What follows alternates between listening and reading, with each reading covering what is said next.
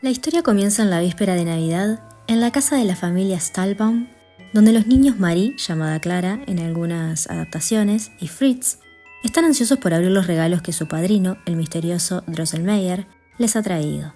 Drosselmeyer es un personaje enigmático, un inventor de relojes y autómatas que aparece cada año con regalos sorprendentes.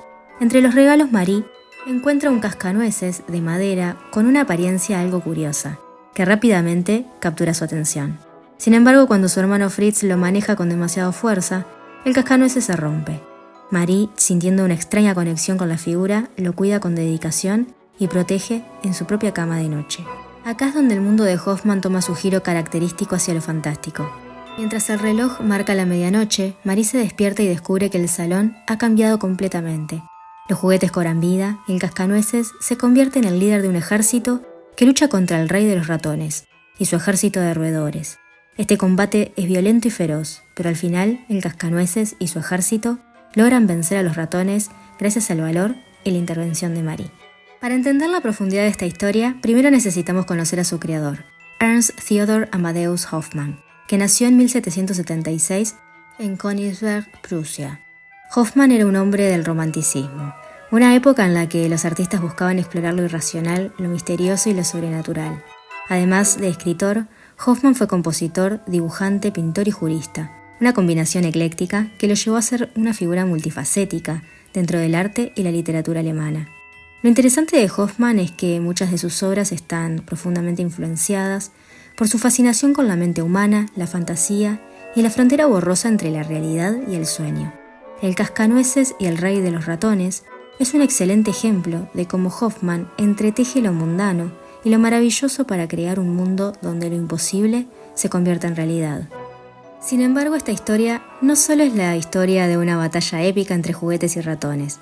Tras la victoria, Marie es llevada por el cascanueces a un mundo mágico, lleno de maravillas. Viajan al reino de los dulces, donde conocen a la reina del reino de las muñecas. Allí el cascanueces revela que en realidad es un príncipe que fue hechizado por la malvada madre del rey de los ratones. Solo la bondad de Marie pudo romper el hechizo. En algunos finales, Marie y el príncipe se casan y viven juntos en un mundo de fantasía para siempre, mientras que en otras versiones, Marie simplemente se despierta, dejando la duda de si lo que experimentó fue un sueño o una realidad mágica. El cuento del cascanueces y el rey de los ratones tiene muchas capas de simbolismo, algunas de las cuales se han perdido en las adaptaciones posteriores, pero que están profundamente arraigadas a la versión original de Hoffmann. Uno de los temas más evidentes es el conflicto entre la inocencia infantil y el mundo adulto. Marie es una niña, que al principio está inmersa en la magia de los juguetes y la Navidad. Sin embargo, su aventura con el cascanueces la lleva a un viaje de maduración. A través de su valentía y su compasión, ella supera sus propios miedos y se convierte en la heroína de la historia. Este viaje simboliza la transición de la niñez a la adolescencia y eventualmente a la adultez. El cascanueces, por otro lado, es una figura ambigua. A primera vista parece ser un simple juguete roto, pero puede representar la transformación y el renacimiento. Su hechizo roto por el amor y la bondad de Marie refleja una visión romántica del poder de los sentimientos puros para transformar el mundo. El rey de los ratones es otra figura interesante. Como el villano de la historia, encarna las fuerzas oscuras y destructivas que acechan en los rincones del mundo infantil. Pero en lugar de ser solo un simple malvado, también simboliza los miedos y ansiedades de Marie, un personaje que, como muchos niños, lucha contra lo desconocido y lo aterrador. Es importante destacar que la versión de El cascanueces y el rey de los ratones que más se conoce hoy no es la original de Hoffmann, sino una adaptación de 1844 hecha por Alejandro Dumas, también autor de Los Tres Mosqueteros y El Conde de Montecristo. La versión de Dumas suavizó algunos de los aspectos más oscuros del cuento de Hoffmann, haciéndola más accesible para el público infantil, ya que la original es más apta para un público adolescente.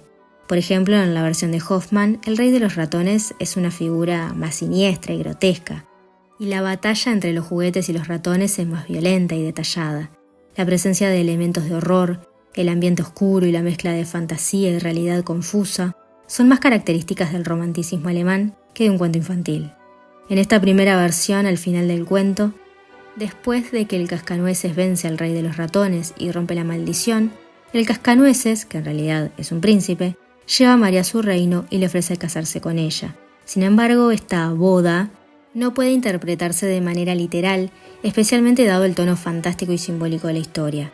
Al final, donde Marie se convierte en reina del reino de los dulces, es más una representación simbólica de su crecimiento y la culminación de su aventura, no un matrimonio real como lo entenderíamos hoy. La historia está escrita desde una perspectiva fantástica, y el casarse en este contexto es más bien un símbolo de la transición de Marie, que tiene 7 años, hacia un nuevo estado emocional y psicológico, dejando atrás su inocencia infantil y pasando a la preadolescencia. En muchas adaptaciones este aspecto de la historia se suaviza para evitar malentendidos, sobre todo en versiones dirigidas a audiencias más infantiles. Sin embargo, la mayor fama de esta historia llegó cuando el compositor ruso Piotr Tchaikovsky compuso el ballet El Cascanueces en 1892, basado en la versión de Dumas. Desde entonces el ballet se ha convertido en una de las obras más interpretadas del repertorio clásico, especialmente durante la temporada navideña. En esta versión, Clara, o Marie, y el Cascanueces príncipe viajan a un mundo lleno de dulces y maravillas, y el conflicto con el rey de los ratones es más breve y menos violento. Lo que hace que la historia del Cascanueces siga siendo tan poderosa es porque supo captar el espíritu del romanticismo, un movimiento literario y artístico que celebra la emoción, la imaginación y lo sobrenatural. Te dejo un video al final que ya hice sobre el romanticismo alemán. Hoffmann nos muestra un mundo donde los límites entre lo real y lo fantástico son permeables, donde los juguetes cobran vida y las niñas pueden convertirse en heroínas. El cuento también nos invita a reflexionar sobre el poder de la imaginación infantil a través de los ojos de Marie. Vemos un mundo lleno de magia y peligro, pero también de posibilidades. Hoffmann sugiere que a través de la imaginación podemos trascender las limitaciones del mundo cotidiano y entrar en uno lleno de maravillas y aventuras. Finalmente, aunque el ballet de Tchaikovsky es lo que ha dado mayor fuerza al Cascanueces, es importante recordar la obra original de Hoffmann y su contribución a la literatura. Hoffmann fue un pionero en el uso de la fantasía como medio para explorar la naturaleza humana, y su legado sigue vivo no solo a través de esta historia, sino también en la influencia de otros escritores como Kafka. En conclusión, El Cascanueces, el rey de los ratones, es mucho más que una simple historia navideña. Es un viaje a un mundo lleno de magia, donde la imaginación, la valentía y la bondad triunfan sobre el miedo y la oscuridad. No te olvides de suscribirte, que me ayudas un montón, y nos vemos la semana que viene con otra historia.